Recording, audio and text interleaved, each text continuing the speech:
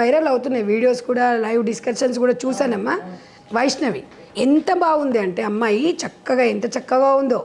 కానీ చదువుకోవాల్సిన వయసులో ఆడుకొని తల్లిదండ్రుల సమక్షంలో పెరగాల్సిన అమ్మాయిలు ఈ ప్రేమలు అనుకొని, ప్రేమలు ఎవరినో నమ్మడము. అసలు వాడిని చూస్తే ఎట్లున్నాడు, దొంగకోలు పట్టేటోళ్ళలాగా ఉన్నాడు వాడు దీనికి నచ్చాడు. నేను అనేది ఏంటి అంటే, వాడు ఏం చెప్తాడు, నాకు ఈమె లేకపోతే చనిపోతానని ఫైజన్ కూడా తీసుకుంటాడు. ఇప్పుడు అమ్మాయిల ముందే కనెక్ట్ అయిపోతుంటారు. 16 ఏళ్ళకి ఎమోషనల్గా అయిపోతుంది. అది ప్రేమ కాదు గౌతమ్, అది ప్రేమ అలా ఉండదు. ప్రేమ పడుకోవడం కాదు, ఒక బాధ్యత.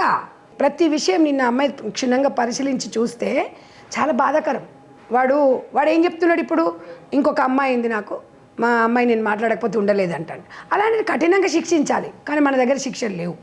చూస్తున్నాం కదా ఇప్పుడు మన భారతదేశంలో దౌర్భాగ్యం ఏంటంటే, వాడు ఎవరిని చంపినా, ఎంతమందిని చంపినా, ఏది చేసినా, ఎన్ని ఏదో పనులు చేసినా కూడా వాడి మీద కేసులు అనేది పెద్దగా ప్రభావం లేదు. కాబట్టి రోజుకొకటి ఈ రకంగా చేస్తున్నాడు. ఇప్పుడు 16 ఏళ్ళకి ఆమెకు ఏం తెలుసు అని, అసలు మైనర్ బాలిక 16 ఏళ్ళకి ప్రేమించడము, 17 ఏళ్ళకి పెళ్లి చేసుకోవడం, 18 ఏళ్ళకి చనిపోవడం, అందులో ఒక నిండు గర్భిణి. ఆ విషయంలో చాలా దుర్మార్గం వాడు చంపడము. వాడిని ఎన్కౌంటర్ చేయాలి. ఎందుకంటే ఆ అమ్మాయిని చూస్తే చాలా బాధ అనిపిస్తుంది. కానీ ఇది మొత్తం సోషల్ మీడియా ప్రభావము. యూట్యూబ్లో వీడియోలు అప్లోడ్ చేయడము, ఇన్స్టాగ్రామ్లో పొద్దున్న లేస్తే పళ్ళు దోమినప్పటి నుంచి మొదలు పెడితే లేచినప్పటి నుంచి కూర్చోవడం, పడుకోవడం, లేవడం, ఇది ఒక దినచర్య అయిపోయింది.